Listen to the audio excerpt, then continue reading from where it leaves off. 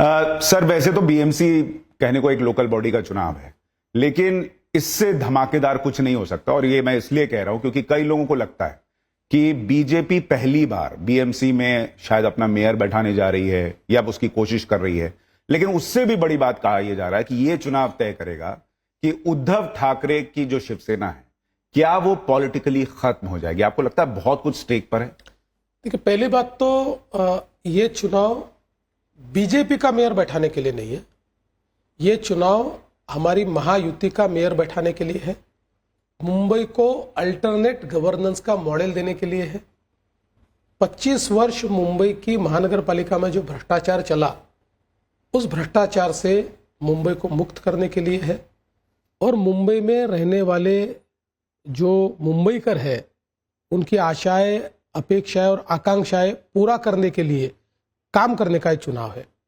जहां तक हमारे अलायंस का सवाल है, तो मुझे पूर्ण रूप से ये लगता है कि हम लोग इस चुनाव को जीतेंगे, मेजॉरिटी से जीतेंगे और हमारे अलायंस का मेयर बनेगा। और मैं ऐसा कभी मानता नहीं कि कोई पार्टी समाप्त हो सकती है, इसलिए हमारे लिए ऐसा लक्ष्य भी नहीं है कि उद्धव ठाकरे की सेना समाप्त हो जाए। देखिए, पार्टियां बनती है, बिगड़ती है जनता के मत। कोई नेता किसी पार्टी को समाप्त नहीं कर सकता, इसलिए वो हमारा एम भी नहीं है। हाँ, इतना जरूर है कि इस चुनाव में उनको एक बड़ी अच्छी शिकस्त हम लोग देने वाले हैं। सर, मुझे याद है अभी प्रधानमंत्री जी ने जब बिहार में आप लोग जबरदस्त जीत हासिल किए, तो उन्होंने कहा कि कांग्रेस पार्टी जो, और स्पेशली जहां परिवारवाद चल रहा है, ये लोग समझ नहीं रहे हैं कि अंदर गुस्सा बढ़ता जा रहा है। और उन्होंने एक भविष्यवाणी की थी कि कांग्रेस के अंदर देखिएगा कि बगावत होगी और कांग्रेस जो है वो और टूटेगी। इसलिए मैं पूछ रहा हूं कि क्या उद्धव ठाकरे जो बीएमसी के, एक बार बोलचाल की भाषा में कहते हैं कि भाई बीएमसी के हिसाब से ही चल पा रहे हैं, नहीं तो अब तो खत्म हो जाते अब तक, अगर वो हार गए तो आपको लगता है उनकी पार्टी, उद्धव ठाकरे की पार्टी और टूट जाएगी या लीडरशिप चेंज की मांग उठेगी?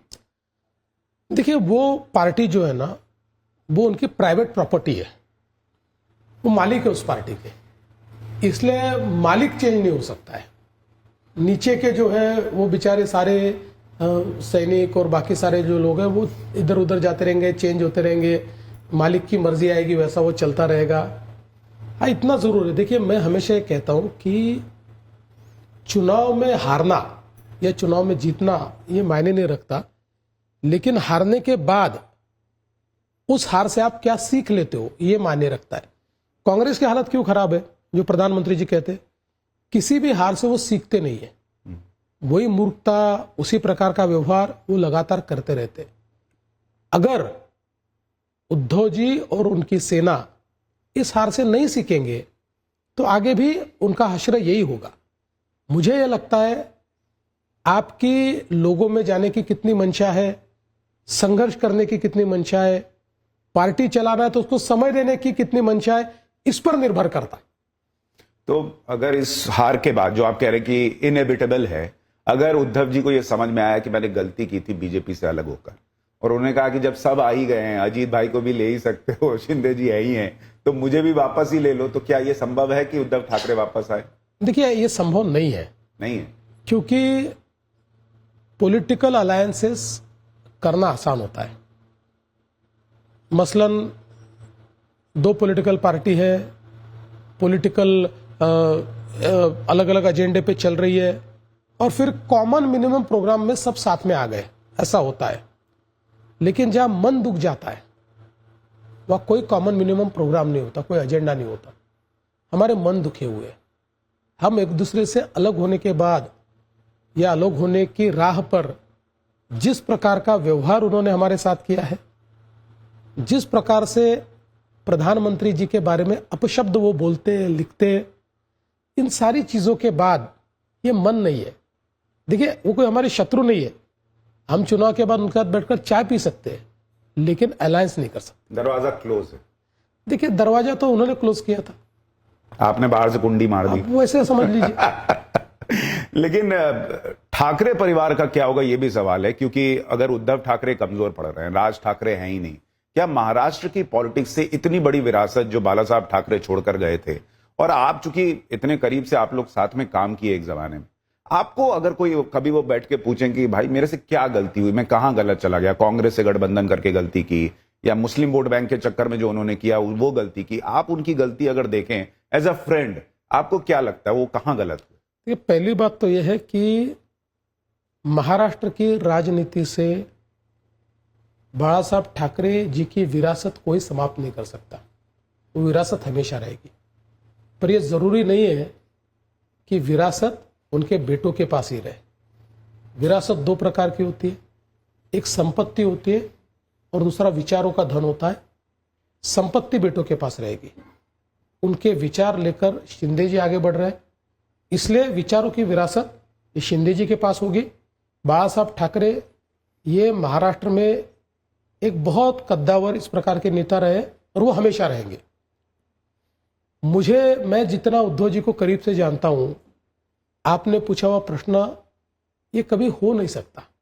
उद्धव जी कभी बैठकर अपनी गलती मान ले और हमको पूछ ले, मुझे ही क्या, अपने करीबी आदमी को भी पूछ ले कि मेरी गलती क्या है, ऐसा उनका स्वभाव नहीं है। वो महाराष्ट्र के राहुल गांधी है? नहीं, मैं ऐसा नहीं कहूंगा, महाराष्ट्र के राहुल गांधी ऐसा नहीं कहूंगा मैं। लेकिन आजकल राहुल गांधी के साथ रह रहकर उनके कुछ गुण ले रहे हैं। ये राज ठाकरे का कोई भविष्य दिख रहा है सर आपको? मेरा अपना मानना यह है कि देखिए, राज ठाकरे एक ऐसे नेता है कि जिनको एक ऑडियंस है। राज ठाकरे अपने बेबाक विचारों के लिए जाने जाते हैं। कोई भी बात सीधे तौर पर कहने वाले राज ठाकरे, भाषण भी बहुत अच्छा करते हैं। लेकिन मुझे यह लगता है कि इस चुनाव में उन्होंने बहुत बड़ी गलती की है। उन्होंने उद्धव जी के साथ जाकर जो अलायंस किया है, मेरा अपना मानना है, मैं कोई पॉलिटिकल पंडित नहीं हूं, लेकिन मेरे अनुभव के आधार पर कहता हूं, इस अलायंस में the biggest loser will be Raj Thackeray.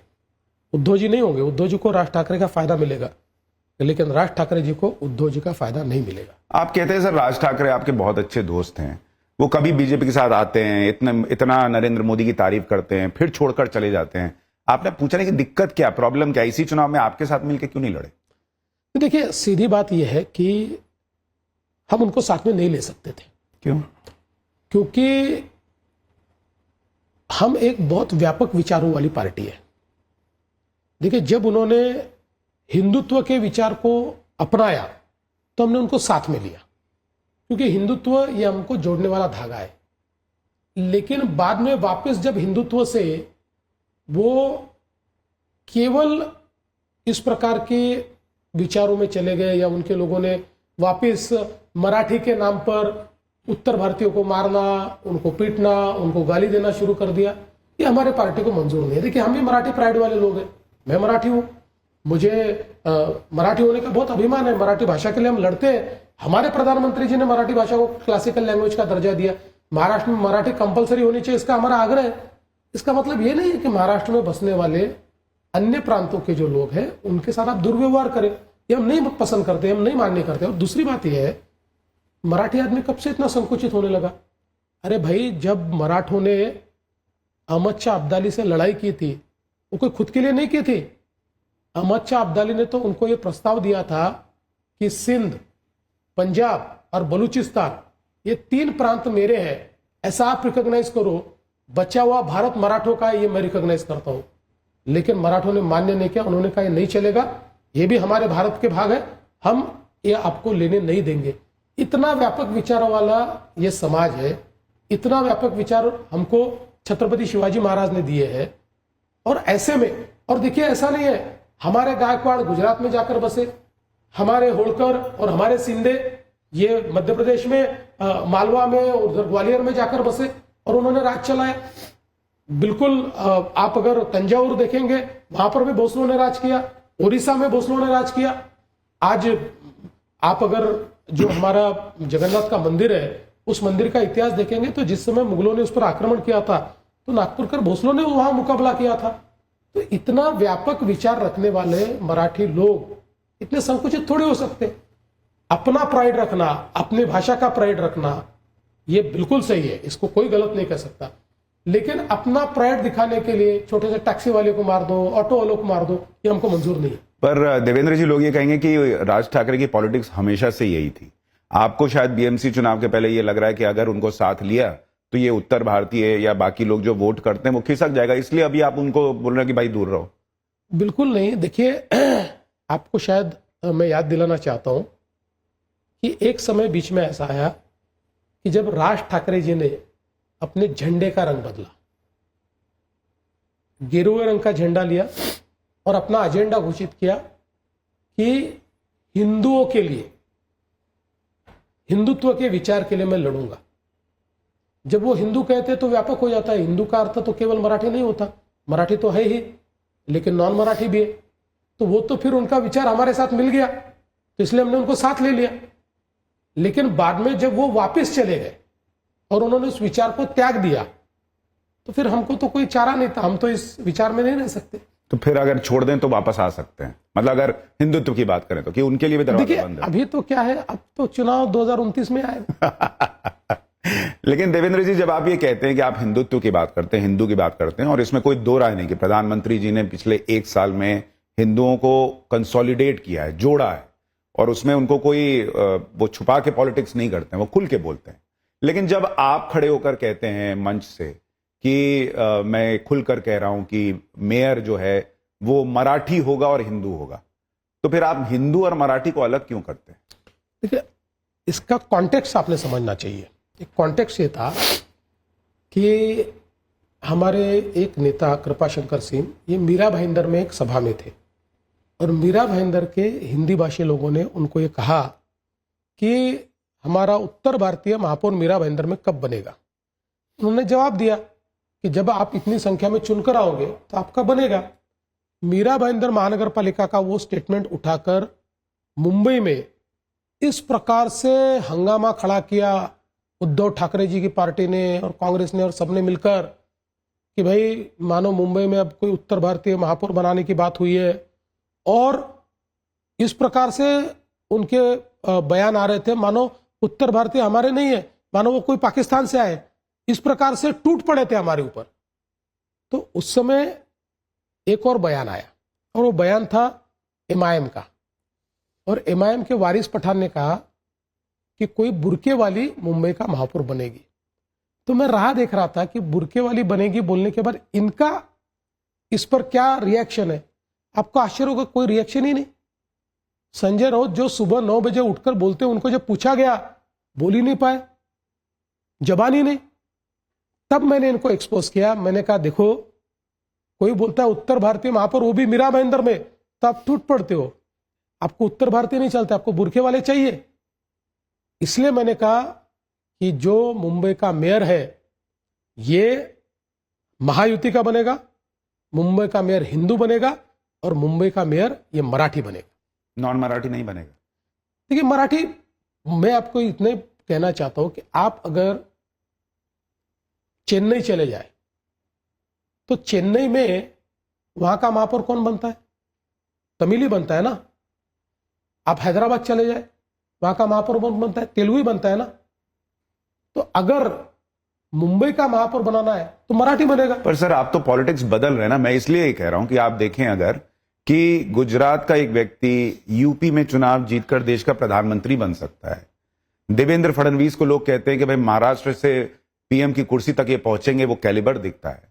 तो फिर कोई उत्तर भारतीय, और नॉर्थ मुंबई में जहां आपको इतनी सीटें आती हैं वहां 28% गुजराती वोटर है, 20% नॉर्थ इंडियन वोटर है, ऑलमोस्ट 48-50% है, तो वो कहेंगे कि हम क्यों नहीं बन सकते? हर चुनाव अपने ढंग का होता है। देश के चुनाव की जब बात होती है तो नॉर्थ मुंबई से पीयूष गोयल जी ये देश की पार्लियामेंट में जाते हैं। विधानसभा का चुनाव होता है तो लोढ़ा जी भी चुनकर आते हैं, योगेश सागर जी भी चुनकर आते हैं। हमारे यहाँ पर कई उत्तर भारतीय भी, हमारी विद्यादेवी ठाकुर चुनकर आती है। सवाल, हर चुनाव अलग होता है, हर व्यापकता अलग होती है। ये मुंबई जो है ये मराठी अस्मिता का केंद्र है, और जहां मराठी अस्मिता का केंद्र है वहां मराठी महापौर बनना चाहिए। हाँ, बनना चाहिए। हाँ। लेकिन ये लाइन खींच देने में कई लोगों को बुरा लगता है कि भाई हमारा तो नंबर ही नहीं आता। मैं आपको एक बहुत सिंपल बात बताता हूं कि कुल मिलाकर अगर बीजेपी का विचार करें, सबसे ज्यादा गुजराती और नॉर्थ इंडियन कैंडिडेट्स हमने ही दिए हैं। हम हमेशा रहते, हमारे होते हैं, लेकिन हमारे 78% कैंडिडेट्स मराठी है। तो इतने कैंडिडेट जब मराठी है तो महापौर कौन बनेगा? इसलिए मुझे लगता है ये कोई विवाद की बात नहीं है, ये बहुत नेचुरल है कि यहाँ पर मराठी महापौर बनेगा। एक और चीज जो लोगों को नेचुरल नहीं लग रही वो ये कि मैं भी कल, हाँ, इसका मतलब ये नहीं है कि उत्तर भारतीय या गुजराती को कोई दूसरी पोस्ट नहीं मिलेगी, उनको कोई, ऐसा बिल्कुल नहीं है। हमारे तो लोढ़ा जी मंत्री भी है, मंगल प्रभात लोढ़ा जी मंत्री है, तो इसलिए उनको भी हम साथ में लेकर ही पॉलिटिक्स कर रहे हैं। हमारे भाई है, वो हमसे अलग हो ही नहीं सकते, उनको साथ में लेकर उनको भी आगे बढ़ाएंगे। लेकिन फिर एक बात जो पूछी जाएगी कि आपने ये क्यों कह दिया कि हिंदू ही होगा? अगर जैसे आप कह रहे हैं कि भाई मराठी होगा, कोई मराठी मुसलमान नहीं हो सकता। देखिए, साफ शब्दों में कहता हूं, मुंबई का महापौर हिंदू ही होगा, बस, इसमें कोई कॉम्प्रोमाइज नहीं है। लोग कहेंगे आप हिंदुत्व की पॉलिटिक्स कर रहे हैं। क्यों नहीं करेंगे? क्या गलत है? हिंदुत्व में क्या गलती है? ये देश इतने सालों से यहाँ की संस्कृति, इसको आप सनातन संस्कृति कहिए, इसको आप हिंदुत्व कहिए, इसको आप भारतीयता कहिए, नाम आप कुछ भी दे सकते हो, लेकिन एक जो हमारी प्राचीन जीवन पद्धति है वो हमारा हिंदुत्व है। हमारा हिंदुत्व संकुचित नहीं है। देखिए, मैंने कई बार कहा कि जिस समय मुंबई के माहिम दरगाह पर वहां के जितने ट्रस्टीज है उन्होंने मुझे बुलाया और माहिम दरगाह ने कहा कि हम तिरंगा झंडा यहाँ फहराना चाहते हैं, मैं मुख्यमंत्री के तौर पर वहां गया, मैंने माहिम दरगाह पर चादर चढ़ाई और वहां पर तिरंगा झंडा फहराया। देखिए, हमारा हिंदुत्व ये संकुचित नहीं है, ये एक्सक्लूजन का हिंदुत्व नहीं है, इंक्लूजन का हिंदुत्व है। इस देश को, इस देश के प्रतीकों को, इस देश के मानकों को, इस देश की संस्कृति को जो अपना मानता है उसकी पूजा पद्धति अलग हो सकती है। हिंदुत्व में भी कितने प्रकार की पूजा पद्धति है।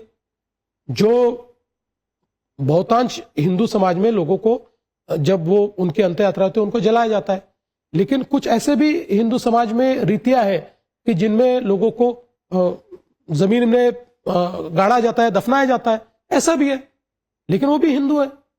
तो अलग अलग प्रकार से देखिए, ये हिंदुत्व ऐसा है या हमारी सनातन संस्कृति ऐसी है कि जो निर्गुण निराकार को मानते हैं वो भी हिंदू है और जो सगुण साकार को मानते हैं वो भी हिंदू है। तो जब हमने हमारे ही समाज में अलग अलग प्रकार की पूजा पद्धतियों को मान्यता दी है तो पूजा पद्धति के आधार पर हम भेदभाव नहीं करते। देवेंद्र भाई, इसमें हम इतना ही मानते हैं कि इस संस्कृति को अगर आप नकारोगे तो फिर हम आपको नहीं मानते। देवेंद्र भाई, इसमें एक प्रश्न ये है कि जो जैसे प्रधानमंत्री नरेंद्र मोदी जब से वो सत्ता में आए, और हमने अपने शो पाठशाला में कई बार फैक्ट्स के साथ दिखाया है कि इस देश में मुसलमानों को घर मिला, शौचालय मिला, राशन मिला, सिलेंडर मिला और दूसरों से ज्यादा मिला, क्योंकि उनकी गरीबी की हालत जो है वो बहुत खराब थी इस तरह से। लेकिन उसके बावजूद मुसलमान बीजेपी को क्यों नहीं अपनाता? क्या दिक्कत, उसके दिमाग में क्या है? देखिए, बहुत सालों तक ऐसा नहीं होगा। अब ये है, बिल्कुल है, क्योंकि धर्म के नाम पर उनको बरगलाने वाले ताकतें बहुत बड़ी है और उनके मन में जहर भरने वाले लोग भी बहुत है और डर दिखाकर राजनीति करने वाले लोग भी बहुत है। अब देखिए, कांग्रेस धीरे धीरे क्यों समाप्त हुई, तो मुसलमानों को यह ध्यान में आने लगा कि भाई ये पार्टी सिर्फ अपना इस्तेमाल करती है, तो अल्टरनेट पार्टियों की ओर वो शिफ्ट हुए। अल्टरनेट पार्टियों से भी उनका मोह भंग हो रहा है। आज आप देश की पॉलिटिक्स में जिनको मुस्लिम परस्त पार्टियां कहते थे, चाहे वो सपा हो या फिर लालू जी की पार्टी हो या और भी पार्टियां हो, आज उनसे भी एक प्रकार से उनका मोह भंग हो रहा है और अब वो इस तलाश में है कि हमको कोई नया आशियाना मिले। तो अभी एक बड़ी पॉलिटिक्स इस प्रकार से चल रही है कि जहां जो बीजेपी को हरा पाए उसके साथ चलो।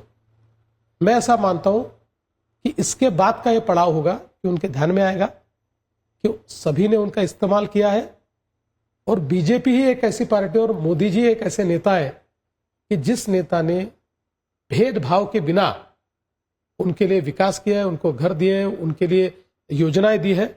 मुझे लगता है अगला पड़ाव 10 साल बाद, 12 साल बाद, 15 साल बाद अगला पड़ाव ये होगा कि उनको भी ध्यान में आएगा कि भारतीय जनता पार्टी ही एक ऐसी पार्टी है जो सबको साथ में लेकर चलती है। या ये भी हो सकता है कि अभी उनका पड़ाव है कि जो बीजेपी को हरा सकता है उसके साथ चलो, बाद में पता चलेगा कि कोई हरा ही नहीं पा रहा तो बीजेपी के साथ चलो। नहीं, मेरा देखिए, मैं तो जिस प्रकार से पूजनीय सरसंघ चालक जी ने एक बार ये कहा कि भाई ये कौन है, ये लोग कोई ईरान, तुर्किस्तान, उज्बेकिस्तान, अजरबैजान से आए हुए लोग नहीं है, ईरान से आए हुए लोग नहीं, वो तो चले गए, ये तो पुराने हमारे ही लोग हैं, ये हिंदू ही थे कभी न कभी, और उस समय के जो व्यवस्था थी उस व्यवस्था से ये सारे मुसलमान बने। इसलिए मुझे ये लगता है कि कहीं ना कहीं रियलाइजेशन तो आएगा। जब रियलाइजेशन आएगा तो मुझे लगता है कि निश्चित रूप से बीजेपी के साथ आएंगे। आपको लग रहा है महाराष्ट्र में ओवैसी का ग्राफ बढ़ रहा है? मैं कुछ वीडियोस देख रहा था कि उनको छूने के लिए, उनके पास जाने के लिए मुसलमानों की भीड़ एकदम उतावली हो रही है। वो क्या फैब्रिकेटेड है अपनी पॉपुलैरिटी दिखाने के लिए, या ओवैसी का ग्राफ बढ़ रहा है? ग्राफ बढ़ रहा है ऐसा मैं नहीं कहूंगा, लेकिन ये जरूर है कि महाराष्ट्र के कुछ इलाकों में ओवैसी जी को मानने वाले लोग हैं। पिछले समय आपने देखा होगा कि उनके member of parliament Chhatrapati Sambhajinagar से चुनकर आए थे। पिछले समय भी उनके एमएलए चुनकर आए थे, इस बार भी उनका एमएलए चुनकर आए। नगर पालिकाओं में, महानगर पालिकाओं में इक्का दुक्का कहीं ना कहीं उनके कॉर्पोरेटर्स भी चुनकर आते हैं। तो एक उनका ऑडियंस तो है, इसमें कोई दो राय नहीं है, लेकिन बहुत छोटा है। वाइड इस चुनाव में उनका परफॉर्मेंस कैसा होगा? देखिए, मैं आपको कहता हूं कि छत्रपति संभाजीनगर में कुछ इलाका ऐसा है जहां उनको सीटें मिलती है, धुले में कुछ इलाका है जहां उनको सीटें मिलती है, मालेगांव का कुछ इलाका है जहां उनको सीटें मिलती है, इक्का दुक्का सीट उनको नागपुर में मिल जाती है। इससे ज्यादा कोई उनका परफॉर्मेंस नहीं होगा। तो फिर जब इतना कोई परफॉर्मेंस नहीं है, अभी बड़ी चर्चा हुई कि आपने एक जगह एआईएमआईएम से भी गठबंधन कर लिया, एक जगह आपने कांग्रेस से भी कर लिया, कांग्रेस ने नाराज होकर अपने कॉर्पोरेटर्स निकाले तो आपने कहा तुम मेरे पास आ जाओ। मतलब बीजेपी की वैचारिक शक्ति जो थी कि भाई हम इस सोच से चलते हैं, वो कहां है कि किसी से भी जुड़ जा रहे हैं? पहली बात तो एआईएमआईएम को साथ में लेना ये हमको मंजूर नहीं है और एकदम गलत है। आकोट करके बहुत छोटी सी जगह है, वहां की एक नगर पालिका, जिस नगर पालिका में 15 या 17 हजार वोटर है, छोटी सी नगर पालिका है, उस नगर पालिका में बीजेपी का अध्यक्ष चुनकर आया और नीचे में जो मैंडेट है वो फ्रैक्चर्ड रहा। तो वहां पर हम और एनसीपी साथ में आए और हमने यहाँ पोस्ट पोल आप नगर पालिकाओं में अलायंस करके उसको रजिस्टर कर सकते हैं। तो हमने वो रजिस्ट्रेशन किया, तब हमारे ध्यान में आया कि राष्ट्रवादी ने एमआईएम के 4 लोगों के साथ रजिस्ट्रेशन किया है, तो ऑटोमेटिक हमारे रजिस्ट्रेशन का पार्ट वो हो गए। तो जैसा हमारे ध्यान में आया तो हमने तुरंत उस पर कार्रवाई की, उस गठबंधन से हम बाहर निकले और हमारे जिस एमएलए, बहुत पुराने, हमारे 6 टर्म के एमएलए है वो, उन्होंने ऐसी गलती क्यों की मुझे पता नहीं, हमने उस एमएलए को सस्पेंशन का नोटिस दे दिया कि भाई ये हमको मंजूर नहीं है, हमने उसको सस्पेंशन का उनको नोटिस दिया। और कांग्रेस के साथ जहां तक अंबरनाथ का सवाल है, अंबरनाथ में अध्यक्ष हमारा चुनकर आया, हमारे सामने वहां शिवसेना थी, हमारे साथी थे, हम एक दूसरे के खिलाफ लड़े, नीचे में फ्रैक्चर्ड मैंडेट आया। तो फ्रैक्चर्ड मैंडेट में मेरा अपना मानना ये था कि शिवसेना और हमने साथ में आना चाहिए। लोकल स्तर पर उस शहर में, अमरनाथ शहर में, जो बीजेपी के नेता है और जो शिवसेना के नेता है, इनमें बहुत 36 का आंकड़ा है। मतलब मान लीजिए कि पॉलिटिकल राइवलरी नहीं है, पर्सनल टाइप की राइवलरी उनमें। तो उन्होंने यह प्रयास किया कि मुझे शिवसेना लेना नहीं है तो मैं किसी और को साथ में लूं, और इसके चलते चूंकि ये जो लोग यहां से चुनकर आए कांग्रेस से, इनमें से कुछ लोग ऐसे भी है कि जिनको हमारे थे वो हमने टिकट नहीं दिया तो कांग्रेस से लड़ लिया और चुनकर आ गए। तो उन्होंने लोकल लेवल पर यह निर्णय किया कि हम इनको साथ में लेंगे। देखिए, उनको लेने का जो निर्णय हुआ वो आघाड़ी में लेने का निर्णय हुआ, ठीक है, उनकी पार्टी में उनकी कार्रवाई की, लेकिन निर्णय उन्होंने यही लिया था कि भाई इनको हम हमारी पार्टी में लेंगे, कांग्रेस के साथ गठबंधन करेंगे, ऐसा निर्णय नहीं हुआ था। कांग्रेस ने प्रीएम्प्ट किया कि अपने लोग पार्टी छोड़कर जा रहे हैं, और प्रीएम्प्ट करके मानो वन अपमैनशिप के लिए कांग्रेस ने उनको पार्टी से निकाला। हम कोई कांग्रेस के साथ गठबंधन करना ही नहीं चाहते थे, हम उनको अपनी पार्टी में लेना चाहते थे। हालांकि यह निर्णय भी नीचे के स्तर पर हुआ। आज भी मेरा मानना है उनको लेना है तो लो, लेकिन आज भी मेरा मानना है कि अमरनाथ में हमारी पार्टी ने शिवसेना के साथ ही गठबंधन करना चाहिए, और मेरी जो भूमिका है वो मैंने हमारे अध्यक्ष जी को बताई। क्योंकि देखिए ये कहा जा रहा है कि बीजेपी सत्ता के लिए कुछ भी कर रही है, और अभी आपने देखा होगा कल ममता बनर्जी पहुंच गई बंगाल में, ईडी की रेड पड़ रही है, उन्होंने ईडी पे रेड मार दी और फाइल वाइल लेकर चली आई। बंगाल में आपको लग रहा है कि ममता बनर्जी एक बड़ा चैलेंज है जिसको आप लोग पार नहीं कर पा रहे? देखिए, मुझे ऐसा लगता है कि ममता बनर्जी ये हमारे लिए चैलेंज नहीं है, वो बंगाल के लिए चैलेंज है। क्योंकि जिस प्रकार से बंगाल की परिस्थितियां बिगड़ रही है, हजारों गांव में एक भी हिंदू बचा नहीं, ऐसा मैं कई बार सुनता हूं, या बहुत थोड़े हिंदू बचे हैं। इस प्रकार से बंगाल में हिंदुओं की परिस्थिति है, और जिस प्रकार से बांग्लादेशी घुसपैठ करते हैं और उनको एक प्रकार से आश्रय देने का काम ये ममता दीदी के माध्यम से होता है। देखिए, मुंबई में बसे हुए बांग्लादेशियों को हमने निकालकर डिपोर्ट किया, तो जब उनको हम ढूंढ रहे थे तो उनके आने की मोडस ऑपरेंडी हम देख रहे थे, तो ध्यान में आया कि कहीं ना कहीं ममता दीदी के नेताओं के माध्यम से वो बंगाल में एंट्री करते, वहां एंट्री करके वहां उनके कागजात बनते। अच्छा। और उन कागजातों को लेकर फिर भारतीय बनकर वो यहां आते। तो हमने अभी उसको डिसैफर किया है, हमने उसमें से कई लोगों को अरेस्ट भी किया है। लेकिन इस प्रकार से केवल चुनावी राजनीति के लिए ममता दीदी अगर अपने देश के साथ, देश की सुरक्षा के साथ समझौता करेगी तो बीजेपी का चैलेंज नहीं है, बंगाल का चैलेंज। तो बंगाल का हिंदू उनके खिलाफ वोट क्यों नहीं करता? देखिए, ऐसा नहीं है, बंगाल में उनके खिलाफ भावना है, पिछले समय भी थी। पिछले चुनाव में जिस प्रकार से उन्होंने हिंसा और अलग अलग प्रकार के हथकंडे अपनाए, इससे वो वापस चुनकर आई। लेकिन अब देखिए, वो चुनाव ऐसा था कि पहली बार ताकत से हमारे लोग खड़े हुए, हिंसा का मुकाबला किया, कितने लोगों को मार डाला हमारे, लेकिन मुकाबला किया।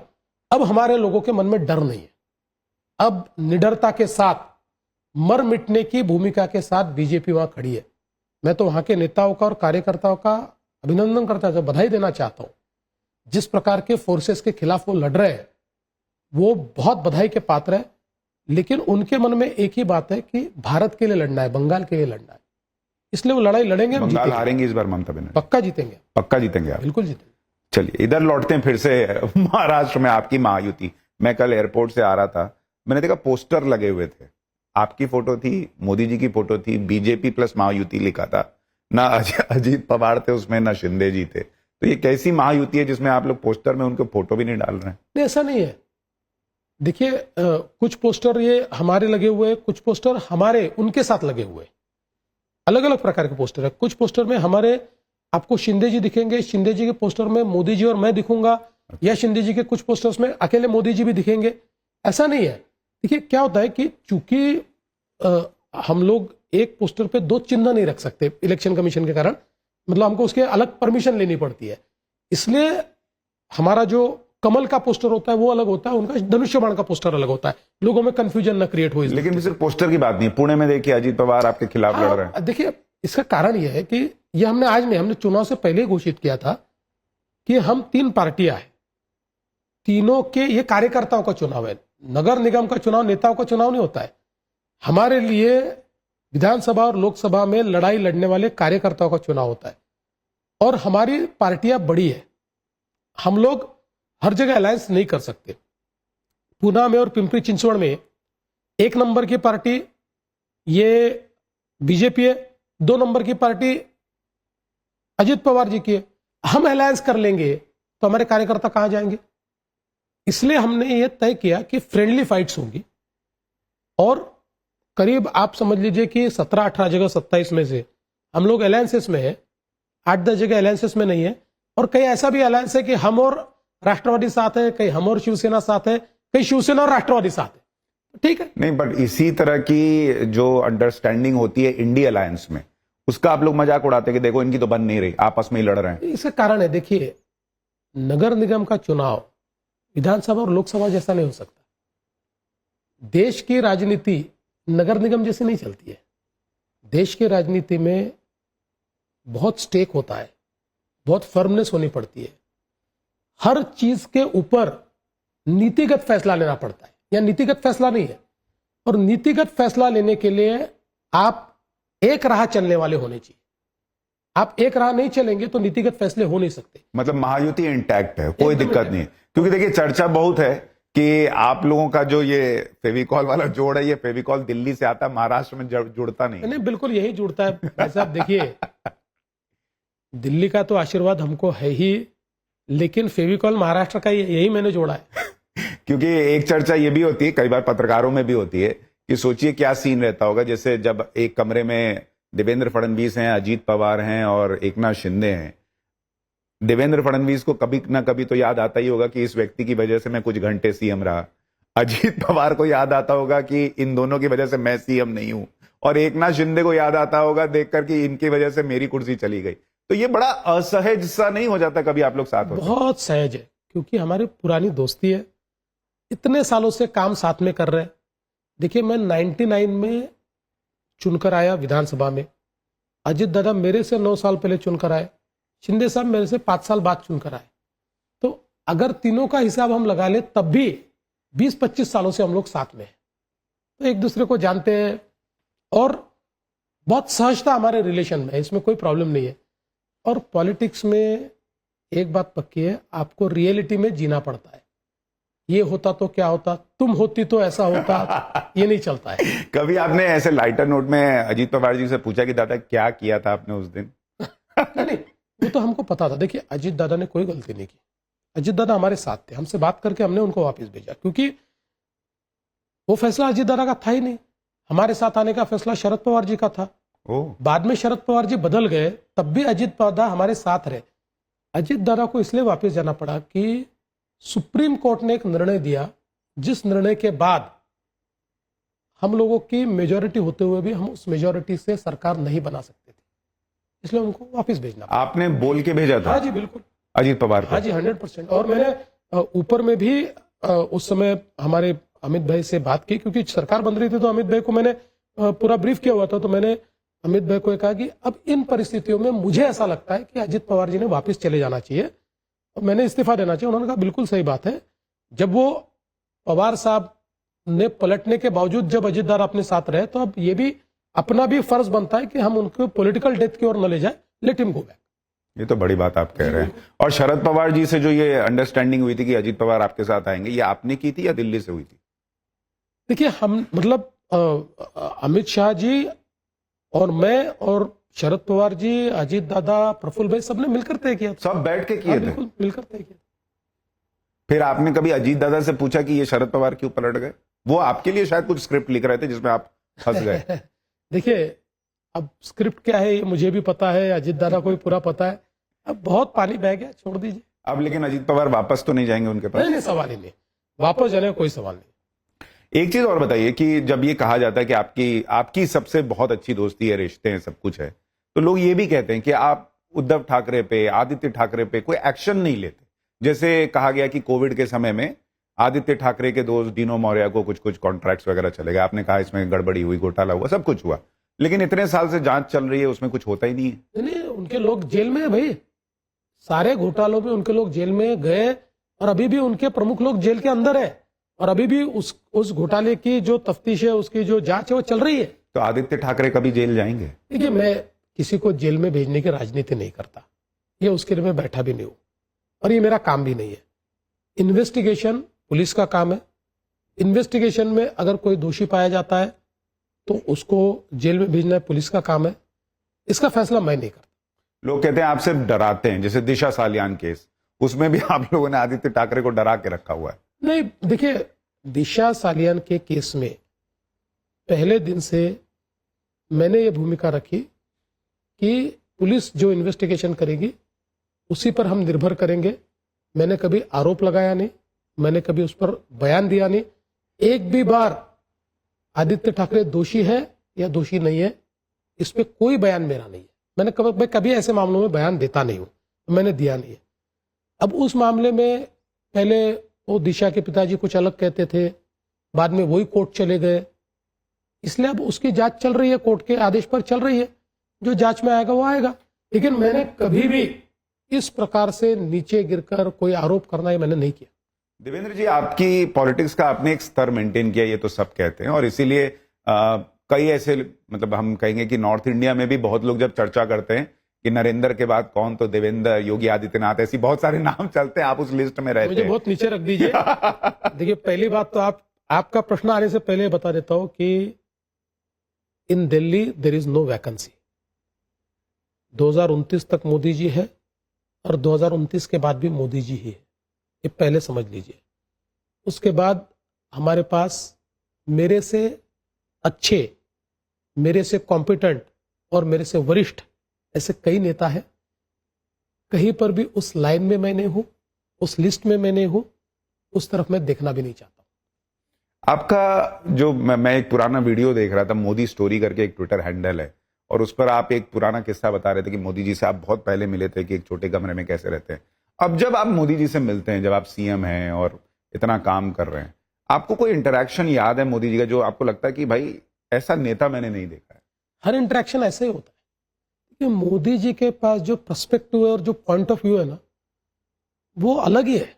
मतलब आप क्या सोचकर जाते हो और आप क्या लेकर आते हो, ये हमेशा अलग ही होता है। मतलब कई बार हम जो कहते हैं ना कि जहां हमारी सोच समाप्त होती है वह उनकी सोच शुरू होती है, इसका अनुभव मैंने कई बार लिया है। तो ऐसे कई अनुभव मैं बता सकता हूं। एक सबसे महत्व की बात यह है कि देखिए, मोदी जी के साथ हम फ्रीली कोई भी बात कर सकते हैं। Modi ji is a very good listener. कई बार बड़ा नेता जो होता है ना, सुनता नहीं है। मोदी जी का बिल्कुल उल्टा है। आप अगर आधा घंटा आप ही बोलते रहेंगे तो भी आधा घंटा वो सुनेंगे। ये उनकी सबसे बड़ी खासियत। हाँ, ये बात जरूर है कि चूंकि हमारे लिए बहुत आदरणीय है और एक प्रकार से हम सभी उनको पिता तुल्य मानते हैं, बहुत आदर हमारे मन में, तो एक पिता के समान जब आदर होता है तो आपके बोलने में एक मुझे ऐसा लगता है कि आप भी कुछ लिमिट्स रखते हैं। लेकिन मैं दावे के साथ कहता हूं कि उन लिमिट्स को तोड़कर भी कभी हम उनसे बात करें तब भी वो सुनते हैं, और फिर उसके बाद पूरा आपका सुनने के बाद अपना ओपिनियन फर्मली देते हैं। अपने ओपिनियन पे कभी कॉम्प्रोमाइज नहीं करते। आपको कभी मोदी जी या अमित शाह जी से डांट पड़ी है?